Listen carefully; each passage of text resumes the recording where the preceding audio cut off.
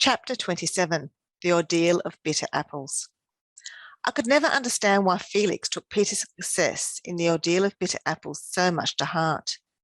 He had not felt very keenly of the matter of the sermons, and certainly the mere fact that Peter could eat sour apples without making faces did not cast any reflections on the honour or the ability of the other competitors. But to Felix, everything suddenly became flat, stale, and unprofitable because Peter continued to hold the championship of bitter apples. It haunted his waking hours and obsessed his nights. I heard him talking in his sleep about it. If anything could have made him thin, the way he worried over this matter would have done it. For myself, I cared not a groat. I had wished to be successful in the sermon contest and felt sore whenever I thought of my failure. But I had no burning desire to eat sour apples without grimacing, and I did not sympathise over and above with my brother. When, however, he took to praying about it, I realised how deeply he felt on the subject, and he hoped he would be successful. Felix prayed very earnestly that he might be enabled to eat a bitter apple without making a face. And when he prayed 3 nights after this manner, he contrived to eat a bitter apple without a grimace, until he came to the last bite, which proved too much for him. But Felix was vastly encouraged. Another prayer or two, and I'll be able to eat a whole one, he said jubilantly. But his devoutly desired consumption did not come to pass. In spite of prayers and heroic attempts, Felix could never get beyond that last bite. Not even faith and works in combination could avail. For a time, he could not understand this, but he thought the mystery was solved when Cecily came to him one day and told him that Peter was praying against him. He's praying that you'll never be able to eat a bitter apple without making a face, she said. He told Felicity, and Felicity told me. She said she thought it was real cute of him. I think that is a dreadful way to talk about praying, and I told her so. She wanted me to promise not to tell you, but I wouldn't promise because I think it's fair for you to know what's going on. Felix was very indignant and aggrieved as well. I don't see why God should answer Peter's prayers instead of mine, he said bitterly. I've gone to church and Sunday school all my life, and Peter never went till this summer. It isn't fair. Oh, Felix, don't talk like that, said Cecily, shocked. God must be fair. I'll tell you what I believe is the reason. Peter prays 3 times a day regular, in the morning and at dinner time and at night. And besides that, any time through the day when he happens to think of it, he just prays standing up. Did you ever hear of such goings on? Well, he's got to stop praying against me anyhow, said Felix resolutely. I won't put up with it, and I'm going to tell him so right off. Felix marched over to Uncle Roger's, and we trailed after, scenting a scene. We found Peter shelling beans in the granary and whistling cheerily, as with a conscience void of offence towards all men. Look here, Peter, said Felix ominously. They told me that you've been praying right along that you couldn't eat a bitter apple. Now, I tell you, I never did, exclaimed Peter indignantly. I never mentioned your name. I never prayed that you couldn't eat a bitter apple. I just prayed that I'll be the only one that could. Well, it's the same thing, cried Felix. You've just been praying for opposite to me out of spite, and it's got to stop, Peter Craig. Well, I just guess it won't, said Peter angrily. I've just as good a right to pray for what I want as you, Felix King, even if you was brought up in Toronto. I suppose you think a hired boy hasn't any business to pray for particular things, but I'll show you. I'll just pray for what I please, and I'd like to see you try to stop me. You'll have to fight me if you want to keep on praying against me, said Felix. The girls gasped, but Dan and I were jubilant, sniffing battle afar off. All right, I'm ready any time you mention, said Peter defiantly. I can fight as well as pray. Oh, don't fight, implored Cecily. I think that would be dreadful. Surely you can ordeal it in some other way, arrange it in some other way. Let's all give up the ordeal anyway. There isn't much fun in it, and neither of you can need to pray about it then. I don't want to give up the ordeal, said Felix, and I won't. Oh, well, surely you can settle it some other way without fighting, persisted Cecily. I'm not wanting to fight, said Peter. It's Felix. If he don't interfere with my prayers, there's no need of fighting. But if it does, there's no other way to settle it. But how will that settle it? Asked Cecily. Oh, whoever's licked will have to give in about the praying, said Peter. That's fair enough. If I'm licked, I won't pray for that particular thing any more. It's dreadful to fight about anything so religious as praying, sighed poor Cecily. Why, they're always fighting about religion in old times, said Felix. The more religious anything was, the more fighting there was about it. A fellow's got a right to pray as he pleases, said Peter. And if anyone tries to stop him, he's bound to fight. That's my way of looking at it. What would Miss Marwood say if she knew you were going to fight? Asked Felicity. Miss Marwood was Felix's Sunday school teacher, and he was very fond of her. By this time, Felix was quite reckless. Don't care what she'd say, he retorted. Felicity tried another tack. You be sure to get whipped if you fight with Peter, she said. You're too fat to fight. After that, no moral force on earth could have prevented Peter from fighting. He would have faced an army with banners. You might settle it by drawing lots, said Cecily desperately. Drawing lots is wickeder than fighting, said Dan. It's kind of gambling. What would your Aunt Jane say if she knew you were going to fight? Cecily demanded of Peter. Don't you drag my Aunt Jane into this affair, said Peter darkly. You said you're going to be a Presbyterian, persisted Cecily. Good Presbyterians don't fight. Oh, don't they? I heard your Uncle Roger say that Presbyterians are the best for fighting in the world, or the worst. I forgot which he said, but it means the same thing. Cecily had one last shot in her locker. I thought you said in your sermon, Master Peter, that people shouldn't fight. I said they oughtn't to fight for fun or for bad temper, retorted Peter. This is different. I know what I'm fighting for, but I can't think of the word. I guess you mean principle, I suggested. Yep, that's it, agreed Peter. It's all right to fight for principle. It's kind of praying with your fists. Oh, couldn't you do something to prevent them from fighting, Sarah? Pleaded Cecily, turning to the Story Girl, who was sitting on a bin, swinging her shapely bare feet to and fro. It doesn't do to meddle in an affair of this kind between boys, said the Story Girl sagely. I may be mistaken, but I do not believe the Story Girl wanted that fight stopped, and I'm far from sure that Felicity did either. It was ultimately arranged that combat should take place in the fir behind Uncle Roger's granary. It was a nice, remote, folksy place where no prowling grown-up was likely to intrude, and thither we all resorted at sunset. I hope Felix will beat, said the Story Girl to me, not only for family honour, but because that was a mean prayer of Peter's. Do you think he will? I don't know, I confessed dubiously. Felix is too fat. He'll get out of breath in no time, and Peter is such a cool customer, and is a year older than Felix. But then Felix has had some practice. He fought boys in Toronto, and this is Peter's first fight. Did you ever fight? Asked the Story Girl. Once, I said briefly, dreading the next question, which promptly came. Who beat? It is sometimes a bitter thing to tell the truth, especially to a young lady for whom you have a great admiration.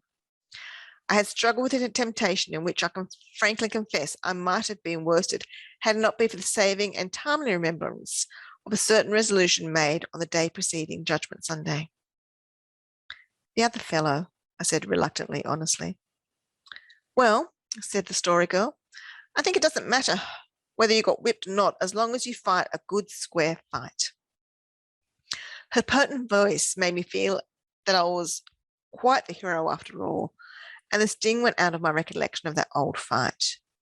When we arrived behind the granary, the others were already there.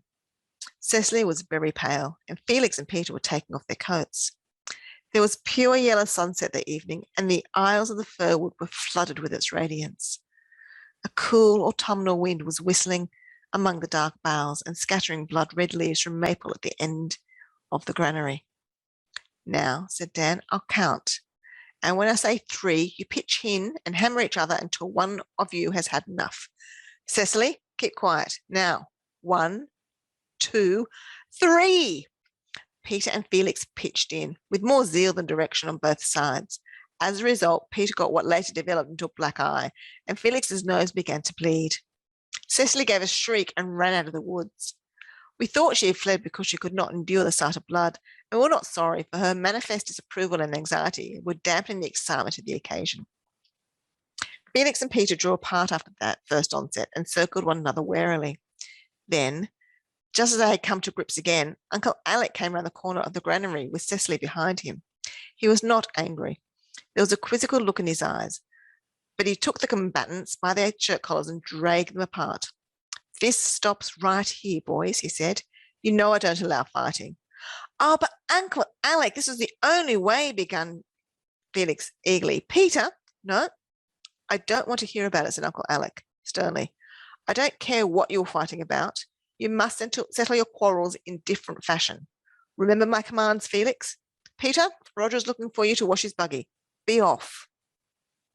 Peter went off rather suddenly, and Felix also sullenly sat down and began to nurse his nose.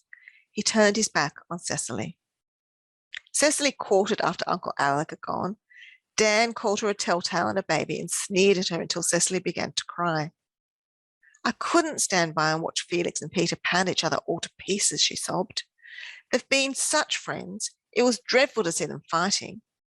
"Uncle Roger would let them fight it out," said the Story Girl discontentedly. "Uncle Roger believes in boys fighting. He says it's as harmless a way of working off their original sin. Peter and Felix wouldn't have been any worse friends after it. They'd have been better friends because the praying question would have been settled. And now it can't be, unless Felicity can coax Peter to give up praying against Felix." For once in her life, the Story Girl was not as tactful as her wont. Or is it possible that she said it out of a malice prepense? At all events, Felicity resented the imputation that she had more influence with Peter than anybody. "I don't meddle with hired boys' prayers," she said haughtily. "It was all nonsense fighting about prayers anyway," said Dan, who probably thought that since any chance of fight was over, he might as well avow his real sentiments as to the folly.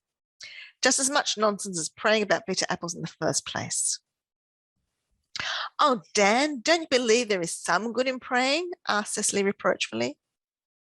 "Yes, I believe there is some good in some kinds of prayers, but not that kind," said Dan sturdily. "I don't believe God cares whether anybody can eat an apple without making a face or not." "I don't believe it's right to talk of God as if you were acquainted with him," said Felicity, who felt she had a good chance to snub Dan. "There's something wrong somewhere," said Cecily, perplexed. "We ought to pray for what we want, of that I'm sure. And Peter wanted to be the only one who could pass the ordeal. It seems to me as if he must be right, and yet it doesn't seem so. I wish I could understand it." "Peter's prayer was wrong because it was a selfish prayer, I guess," said the Story Girl thoughtfully. "Felix's prayer was all right because it wouldn't have hurt anyone, but it was selfish of Peter to want to be the only one. We mustn't pray selfish prayers." "Oh, I see through it now," said Cecily joyfully. "Yes, but," said Dan triumphantly, "if you believe God answers prayers about particular things, it was Peter's prayer he answered. What do you make of that?" "Ah," the Story Girl shook her head impatiently. "There's no use trying to make such things out. We only get more mixed up all the time. Let's leave it alone, and I'll tell you a story. Aunt Olivia had a letter today from a friend in Nova Scotia who lives in Shubenacadie. When I said I thought it was a funny name, she told me to go and look in her scrapbook, and I'd find a story about the origin of the name, and I did. Do you want to hear it?" Of course we did. We all sat down at the roots of the firs. Felix, having finally squared matters with his nose, turned around and listened. He did not look at Cecily, but everyone else had forgiven her. The Story Girl leaned that brown head of hers against the fir tree behind her and looked up at the apple-green sky through the dark boughs above us. She wore, I remember, a dress of warm crimson, and she wound around her head a string of waxberries that looked like a fillet of pearls. Her cheeks were flushed with the excitement of the evening. In the dim light, she was beautiful with a wild, mystic loveliness of compelling charm that could not be denied. Many, many moons ago, an Indian tribe lived on the banks of a river in Nova Scotia. One of the young braves was named Acadie. He was the tallest and bravest and handsomest young man in the tribe. Why are they always so handsome in stories? Asked Dan. Why are there no stories about ugly people? Perhaps ugly people never have stories happen to them, suggested Felicity. I think they're just as interesting as handsome people, retorted Dan. Well, maybe they are in real life, said Cecily, but in stories it's just easy to make them handsome when it's not. I like them best that way. I just love to read a story about a heroine who's as beautiful as a dream. Pretty people are always conceited, said Felix, who was getting tired of holding his tongue. The heroine stories are always nice, said Felicity with apparent irreverence. They're always so tall and slender. Wouldn't it be awful or funny if anyone wrote a story about a fat hero or about one with too big a mouth? Doesn't matter what a man looks like, I said, feeling that Felicity and Dan were catching it rather too hotly. He must be a good chap and do heaps of things. That's all that's necessary. Do any of you happen to want to hear the rest of my story? Asked the story girl in an ominously polite voice that recalled to us a sense of our bad manners. We apologised and promised to behave better, and she went on appeased. Akadee was all these things I have mentioned. He was the best hunter in the tribe besides. Never an arrow of his that did not go straight to the mark. Many and many a snow-white moose he shot and gave the beautiful skin to his sweetheart. Her name was Shubin. She was as lovely as the moon when it rises from the sea and as pleasant as a summer twilight. Her eyes were dark and soft. Her foot was as light as a breeze, and her voice sounded like a brook in the woods or the wind that comes over the hills at night. She and Akadee were very much in love with each other and often hunted together, for Shubin was almost as skillful on a bow and arrow as Akadee himself. They loved each other ever since they were small papooses, and they had vowed to love each other as long as the river ran. One twilight, when Akadee was out hunting in the woods, he shot a snow-white moose, and he took off its skin and wrapped it around him. Then he went on through the woods in the starlight. He felt so happy and light of heart that he sometimes frisked and capered, just as a real moose would do. He was doing this when Shubin, who was also out hunting, saw him from afar and thought he was a real moose. She stole cautiously through the wood until she came to the brink of a little valley. Below her stood the snow-white moose. She drew the arrow to her eye. Alas, she knew her art only too well and took careful aim. The next moment, Akadee fell dead, with her arrow in his heart. The story girl paused, a dramatic pause. It was quite dark in the fir wood. We could see her face and eyes, but dimly through the gloom. The silvery moon was looking down on us over the granary. The stars twinkled through the softly waving boughs. Beyond the woods, we caught a glimpse of a moonlight world lying in the sharp frost of the October evening. The sky above, it was chill and ethereal and mystical. But all about us were shadows, and the weird little tale, told in a voice fraught with mystery and pathos, had peopled them for us with folk in belt and wappum and dark-tressed Indian maidens. What did Shubin do after she found she'd killed Akadee? Asked Felicity. She died of a broken heart before the spring, and she and Akadee were buried side by side on the bank of the river, which has ever since borne their names, the river Shubin-Akadee, said the story girl. The sharp wind blew around the granary, and Cecily shivered. We heard Aunt Janet's voice calling, "Children, children."